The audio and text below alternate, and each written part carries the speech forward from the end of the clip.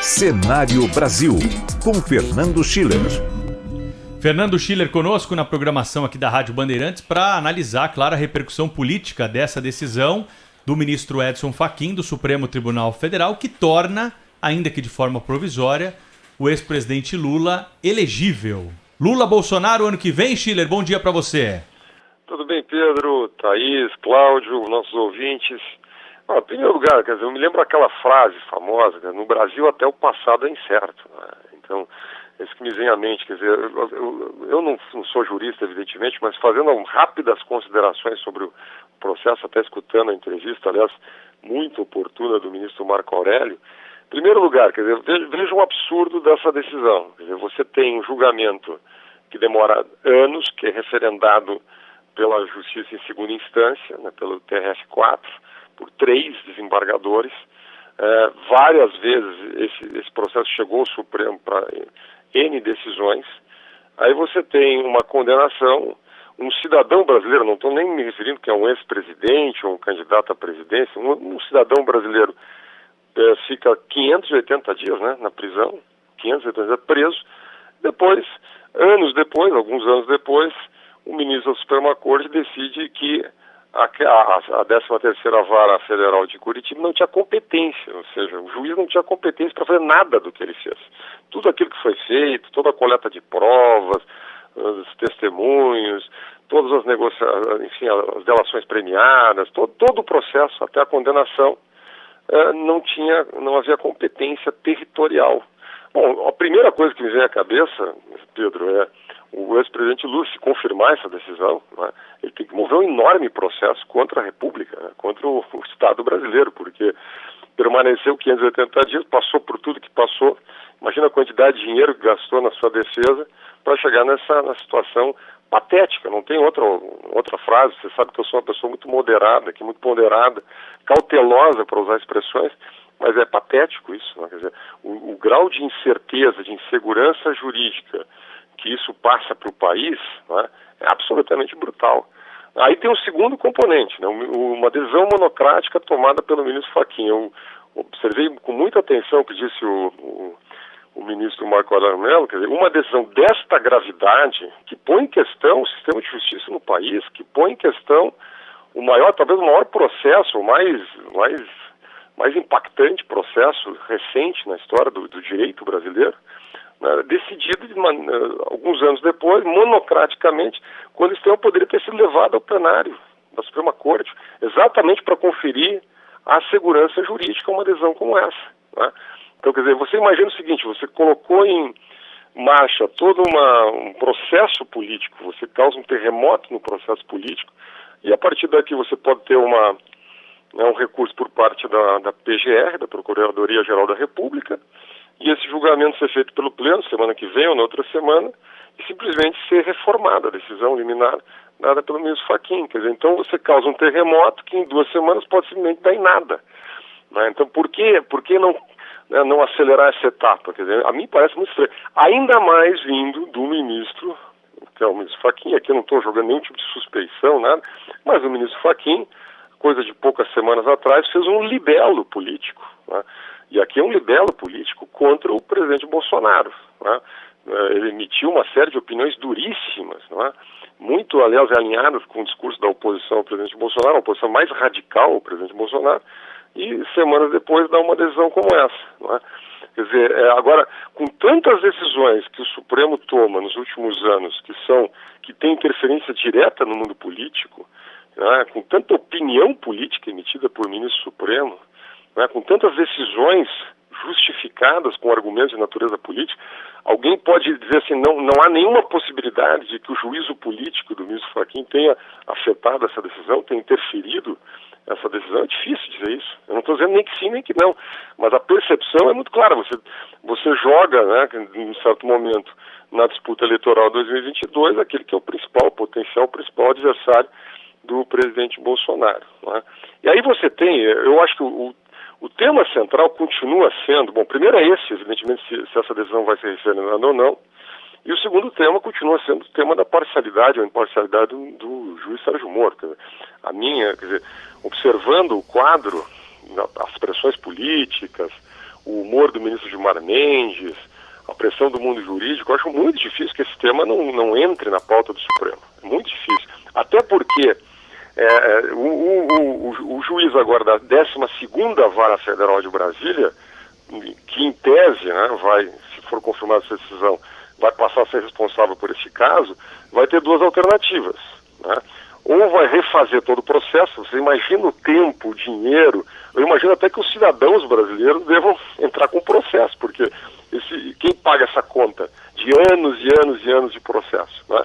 Não, vai ter que se refazer todas as provas, toda a documentação, todo o testemunhal, etc., em Brasília, ou então o juiz vai convalidar o processo, digamos, o desenvolvimento do processo feito pelo juiz Sérgio Moro. Bom, comandado pelo juiz Sérgio Moro. Bom, se fizer isso, aí o tema da parcialidade ou imparcialidade é vital, né? E esse argumento de que, bom, o ministro Fachin tomou essa atitude para salvar a Lava Jato, etc., eu acho que não se sustenta. Também não sou jurista, mas vamos lá, pela lógica. Se havia um problema de territorialidade, se a 13ª Vara era incompetente para comandar esse processo, né? Porque não tinha referência com o caso Petrobras, bom, significa o seguinte, que todos os processos que não tenham diretamente, ou que não sejam interpretados como tendo diretamente a ver com a Petrobras, também são passíveis de anulação. E, obviamente, dezenas de bancas de ótimos advogados brasileiros já estão pensando nisso. Então, joga uma enorme insegurança sobre todos os processos da Lava Jato. Então, eu acho uma decisão, assim, realmente um terremoto aí no mundo político. Agora, tem repercussões de natureza política que a gente pode também comentar. Schiller, eu queria saber eu adoraria ouvir uma rápida apreciação sua sobre uma questão que eu resumi numa pergunta, uma das perguntas que eu fiz ao ministro, agora há pouco, ao ministro Marco Aurélio, que é o seguinte, não tem aí a questão de fundo, na verdade, não seria como é que eu diria, uma nova configuração do poder no Brasil, né, o poder político que eu falo, né? Hoje, o poder político mesmo que existe é o poder do Supremo Tribunal Federal. Nós temos o chefe do Poder Executivo, cá para nós, não manda em quase nada, né? Nós temos o Poder Legislativo um tanto quanto acovardado, até porque metade dele tem um rabo preso com a Justiça, de alguma maneira. E a gente assiste o Supremo Tribunal Federal se transformando em delegacia de polícia, mandando prender os seus críticos mais contundentes, né? A gente assiste o Supremo Tribunal Federal legislando, né, tomando decisões que não estão previstas na lei, e aí eles estabelecem uma nova regra, qualquer regra, né, criam novos crimes, etc. e tal, legislam o tempo todo, interferem em decisões do Poder Legislativo, suspendendo votações, etc. Isso tem acontecido nos últimos anos.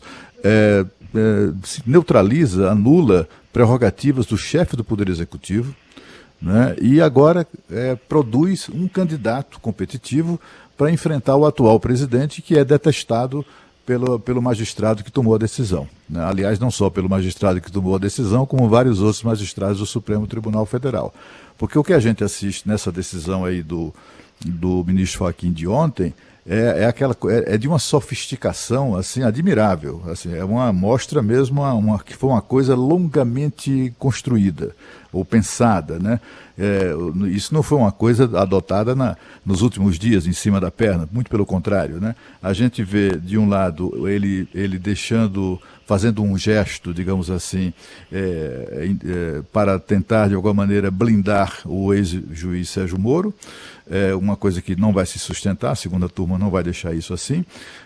De outro lado, ele não diz que o ex-presidente Lula é inocente, mas cria todas as condições para que o Lula se livre, em definitivo, das acusações, ou seja, pela anulação de processos, seja pela prescrição dos processos, né? Ou seja, o ministro Fachin colocou, né, viabilizou a candidatura do ex-presidente Lula em 2022. Não tem aí um Supremo Tribunal Federal investido de superpoderes diante do estado de relativa catatonia, digamos assim, dos agentes políticos e públicos no Brasil? Olha, Cláudio, eu concordo inteiramente. Quer dizer, o Supremo Tribunal Federal, e aí eu faço até um parênteses aqui, a frase que o ministro Marco Aurélio falou, olha, cabe ao Supremo a garantia da letra da Constituição, a garantia do sentido da Constituição, etc. O fato é que o que a gente assiste, a gente comenta aqui no jornal, gente, quase que semanalmente, quer dizer, o que a gente assiste é exatamente o contrário. Quer dizer, o Supremo, ele tem sido frequentemente uma fonte de instabilidade da interpretação da Constituição, instabilidade do ordenamento jurídico. Vamos lembrar, a gente passou uma semana ou 2 semanas discutindo se os presidentes da Câmara e do Senado podiam se recandidatar, podiam ir para a reeleição, quando a Constituição era explícita, era absolutamente explícita, dizendo que não poderia. Mas por uma interpretação, e foi uma maioria exígua, 1 voto, se eu não me engano, quer dizer, que foi porque teve o fim de semana no meio, teve pressão das redes sociais, teve pressão da sociedade. Então a gente pergunta o seguinte, bom, se não tivesse pressão de redes sociais, enfim, pressão da opinião pública, a adesão teria sido diferente, né? E a decisão tomada por razões de natureza política, por argumentos explicitamente políticos, né?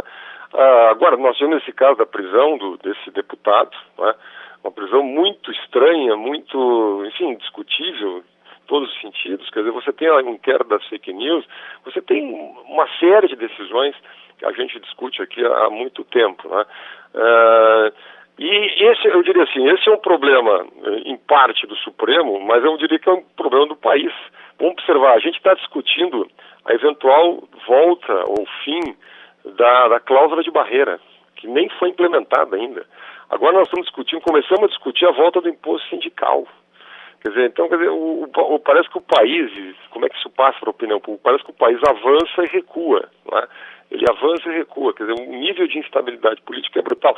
Eu acho que é perfeitamente plausível a interpretação de que muitos ministros do Supremo não fazem isso que o ministro Marco Aurélio disse, que é não olhar a capa do processo, olhar só o conteúdo, quer dizer, porque a interpretação da lei é subjetivada. Isso tem um brutal impacto no sistema político. Nesse momento, até eu arrisco dizer, Cláudio, não sei se concorda comigo, Pedro, Thaís, que o maior beneficiário nesse momento é o próprio presidente Bolsonaro, né, desta decisão, que evidentemente é uma decisão de impacto político. Né? Por quê?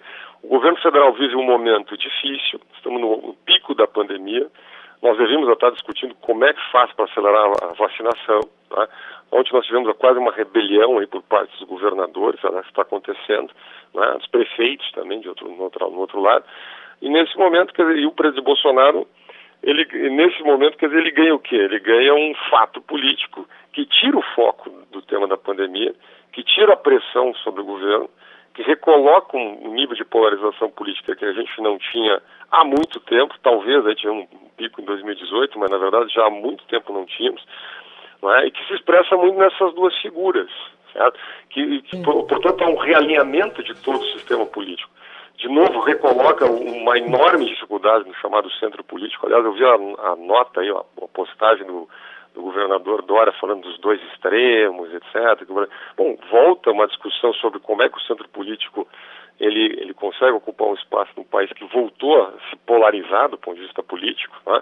E tudo isso por uma decisão monocrática, tomada alguns anos depois, por uma interpretação muito subjetiva da legislação, obviamente bem fundamentada. Nada que sai do Supremo não é bem fundamentado, são mais de 40 páginas. Ontem eu li, inclusive, a decisão do ministro Fachin, né? Não é a minha área, mas quer dizer, você vê ali que tem uma fundamentação. É óbvio, o direito é complexo, você tem argumentação para tomar esse tipo de decisão, mas com toda, quer dizer, sem uma análise de contexto, onde você muda todo o quadro político do país, onde uma decisão monocrática anula anos e anos de processo, onde um cidadão, independente se gostar ou não, ficou lá 580 dias preso.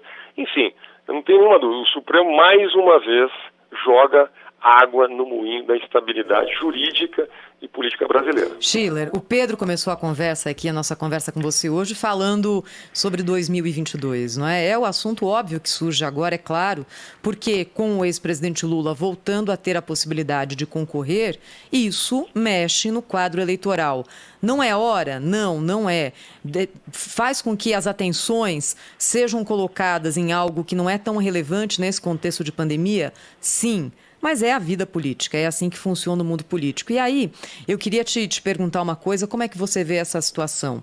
Quando a gente entrevistou na semana passada, aqui no Jornal Gente, o ex-presidente Fernando Henrique Cardoso, ele mostrou uma espécie ali de angústia com a dificuldade de identificar um nome que pudesse aglutinar centro, centro-esquerda, um pouquinho da direita, enfim, mas um nome que tivesse alguma chance de se contrapor eleitoralmente ao presidente Jair Bolsonaro.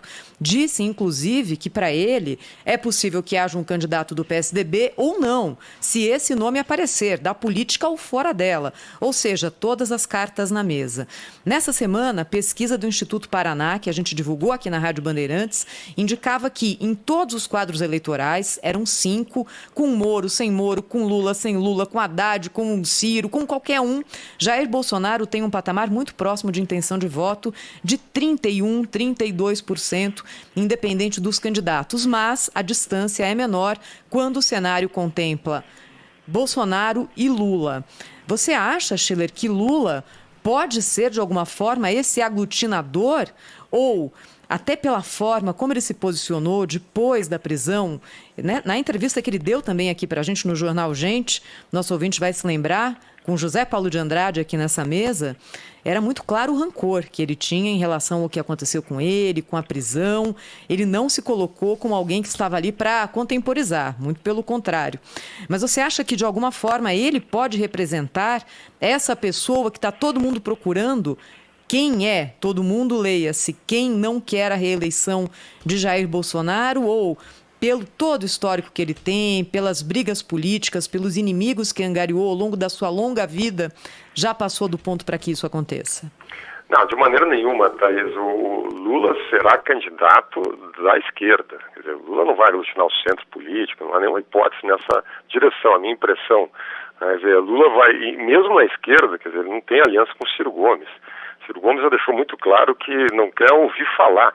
Você imagina o seguinte, o Ciro Gomes foi candidato 3 vezes à presidência da República. Tá?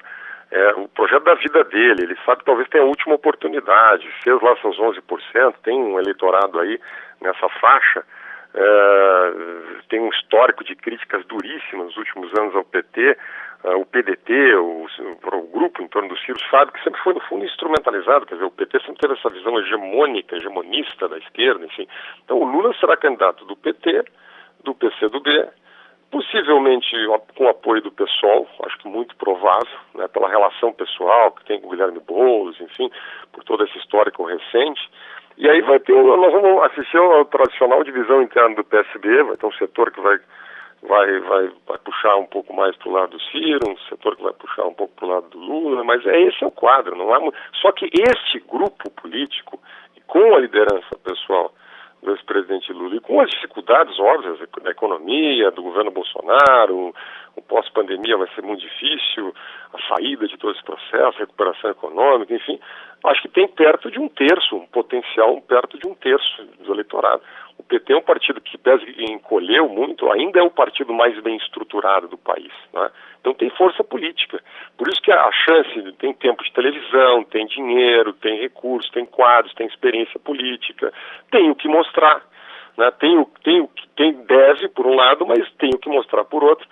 Então o Lula é um candidato fortíssimo, mas de um polo político, né?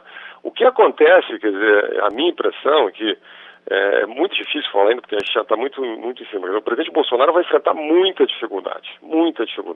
Retomada da economia, a perda de governabilidade, perda de comando no processo da pandemia, enfim. Então é muito difícil você saber exatamente se ele termina o ano com esses 30%, 31%. O presidente Bolsonaro hoje ele se sustenta no chamado voto identitário, quer dizer, aquele voto que de alguma maneira é muito vinculado à figura pessoal do presidente Bolsonaro, ao seu carisma, ao seu projeto conservador, seja lá o que for, né? Então são as duas grandes forças. Então, assim, visto de hoje a sucessão de 2022, nós vamos para a polarização. Nós vamos para o mesmo quadro que nós tivemos nos últimos, 25 anos no Brasil. Quer dizer, Aécio, Dilma, Serra, né, Dilma, Lula, Alckmin, e na última eleição, Bolsonaro, Fernando Haddad. Quer dizer, a ideia de uma terceira via nunca se consolidou historicamente nas eleições brasileiras, pelo tamanho do país, pelas máquinas que estão estruturadas, enfim. Então, digamos assim, quem tem a bola, quem tem a responsabilidade, quem tem o problema agora é o tal do centro político. E a gente não vê ninguém no centro político com essa condição. Se pegar todos os candidatos que até agora surgiram, são muito frágeis. Aí o João Dória tem 5% nas pesquisas, e olha, na melhor pesquisa, 5%, 6%. Não significa que não pode ter, mas é um candidato, por enquanto, pelo menos, muito paulista. Não é? Eduardo Leite é um projeto em 2%, é um projeto muito jovem ainda, que enfrenta enormes dificuldades lá no Rio Grande do Sul. Luciano Huck sequer decidiu ser candidato, sequer tem partido político, não tem estrutura, quer dizer, tem muito medo de ser candidato, é claro isso. Sérgio Moro, com toda essa avalanche de acusações, aliás, Sérgio Moro tem um problema hoje, a minha impressão é que ele hoje tem muito pouca alternativa a não ser entrar no jogo político. Porque essa ideia de que ele possa ser simplesmente um profissional da área do direito, né, e passar, digamos assim, um pouco incólume na conjuntura é muito difícil. Porque ele sofre, de fato, hoje um ataque que vem de diversos setores do mundo político. Ontem a declaração do presidente Arthur Lira é sintomática. Quer dizer, pode até livrar o Lula, mas não o Sérgio Moro. Quer dizer, tem muita gente em Brasília que realmente tem uma linha extremamente ofensiva em relação ao Sérgio Moro. Talvez com isso ele se estimule a ser candidato. Talvez seja a opção mais viável, né, de um quadro. Por quê? Porque a questão ética pode voltar à pauta. De qualquer maneira, digamos assim, a frase do dia eu diria a seguinte: voltamos à polarização política histórica, tradicional brasileira. E encerro dizendo o seguinte, Thaís, Pedro e Cláudio, me cobrem, eu não tenho bola de cristal, não tenho nada, mas essa decisão me parece tão absurda que acho que vai ser revisada pelo pleno aí do Supremo Tribunal Federal.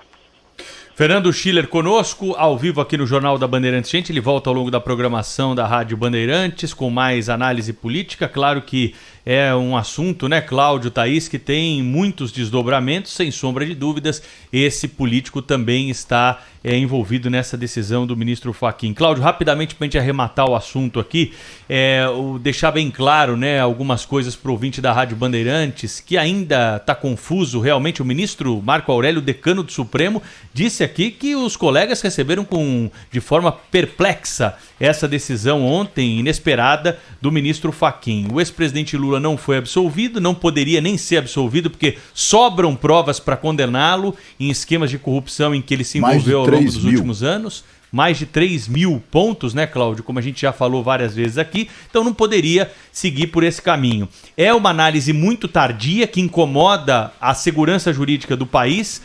Quem deve fazer essa análise e já passou essa análise pelo Tribunal Regional Federal lá da 4ª Região do Sul do país, já passou pelo Superior Tribunal de Justiça, passou pelos 11 ministros do Supremo, inclusive pelo ministro Fachin, que agora resolveu acatar uma tese que tinha sido desprezada por ele em outros pedidos da defesa do ex-presidente Lula. Então, se existe momento para arguir a competência de um juízo, é a primeira análise que tem que ser feita, né, por um magistrado. Isso não foi feito lá atrás e agora o ministro Fachin, com esse argumento, acabou anulando tudo o que foi feito. O ministro Marco Aurélio deixou claro aqui uma coisa que é importante na entrevista dele, hein?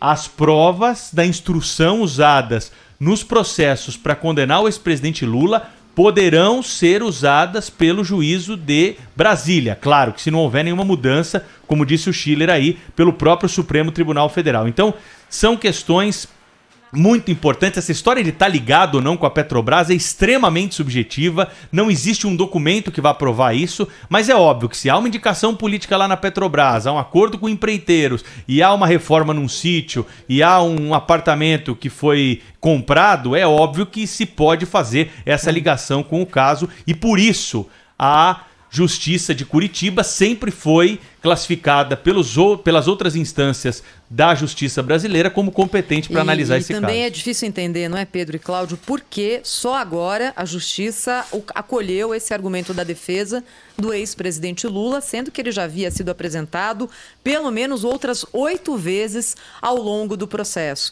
É claro, há a justificação do ministro Fachin, que outras decisões foram tomadas, mas é estranho, né? Explicar isso para um marciano é quase impossível, né, Cláudio?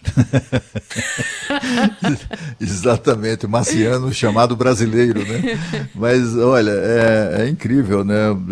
Assim, o estado de perplexidade a que se referiu o ministro Marco Aurélio agora há pouco tomou conta de todos os brasileiros, né? Que justiça é essa, né? Nós estamos falando de um presidente da República que foi investigado, foi denunciado, foi julgado e condenado, né, não só no âmbito do ministro Sérgio Moro, do juiz Sérgio Moro, em Curitiba, como também essas sentenças foram exaustivamente reexaminadas em grau de recurso no Tribunal Regional Federal da 4ª Região. Essas sentenças foram confirmadas, foram até os desembargadores do TRF4, lá de Porto Alegre, ficaram tão impactados com o volume de provas contra o ex-presidente que aumentou a pena, né? Ele foi condenado a dosimetria estabelecida pelo Moro, foi aumentada no TRF4.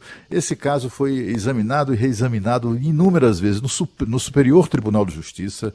O próprio Supremo Tribunal Federal avaliou, sempre colocou as questões do Lula furando a fila de todas as outras, né? Eram milhares de casos pendentes de julgamento e avaliação, mas chegava a coisa do Lula, era imediatamente julgado pelos ministros do Supremo Tribunal Federal, e somente agora, 5, 6 anos depois, aí aparece alguém e diz, puxa vida, a gente tem que dar um jeito para viabilizar a candidatura do ex-presidente. Será que foi isso? Será que tem algum componente político, ideológico nessa decisão?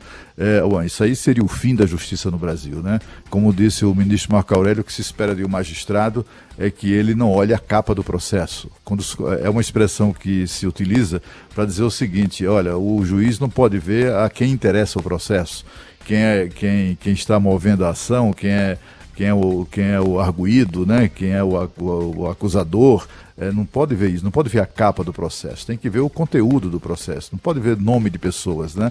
Só que não é isso que acontece, né? No caso do ex-presidente Lula, definitivamente isso jamais foi considerado, porque se não se olhasse a capa do processo, os processos relativos ao ex-presidente iam lá ia entrar na fila de tantos outros, milhares deles, que inclusive até hoje estão pendentes de julgamento, ao contrário do ex-presidente. Eu não sei se... É a esperança das pessoas, é o que disse o Schiller agora no final do comentário dele, né? É de que o Supremo, os ministros do Supremo revertam essa decisão. Eu não sou tão crente nisso. De fato, eu não acredito que isso se estabeleça, porque há no Supremo outros valores que são superiores à letra da lei ou à Constituição. Um deles é o corporativismo. Eles se protegem. É assim que funciona, né? É assim que funciona. Eles se protegem. Há diversas suspeitas envolvendo essa decisão, inclusive a de que as investigações da Lava Jato, daí a reação de vários ministros do Supremo, chegou perto demais de gente que não deveria, né? As investigações andaram ali lambendo os pés de alguns magistrados, inclusive, e isso foi considerado imperdoável, e é por essa razão que há tanta gente no Supremo Tribunal Federal com gana de pegar o Sérgio Moro, né? É por isso que a gente assistiu, por exemplo, a gente viu esse post citado pelo Schiller, do presidente da Câmara, o deputado Arthur Lira, que foi um dos acusados, de um dos réus, né, do juiz Sérgio Moro. Ele também tem, olha, o Lula tudo bem, não tem nenhum problema do Lula aqui, ser Cláudio, o que ele disse, beneficiado. Minha maior dúvida é se a decisão monocrática foi para absolver Lula ou Moro. Lula pode até merecer, Moro jamais. Assinado Arthur Lira, presidente da Câmara dos Deputados. E ele representa, na verdade, o pensamento comum da classe política brasileira.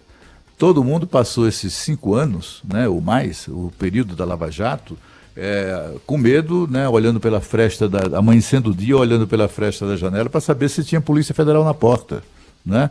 Muitos deles não perdoam o Moro por conta desse período que eles foram atormentados pela própria consciência, e eles atribuem essa culpa ao ex-juiz e ao ex-ministro da Justiça. É uma pena que o Supremo tenha chegado a esse ponto, né? Esse ponto de envolvimento político, né, com tudo o que se passa no Brasil. Eu não tenho dúvida nenhuma que o que está em causa, o pano de fundo dessa história toda, é a construção de um poder que não está previsto na Constituição, de um poder exacerbado do Supremo Tribunal Federal em relação aos demais poderes. Eu acho que é isso que está em causa. O Brasil, em algum momento, vai ter que se debruçar sobre isso, e o Brasil, quando eu falo, é o Congresso Nacional. O problema é que temos no Congresso Nacional acovardado, né?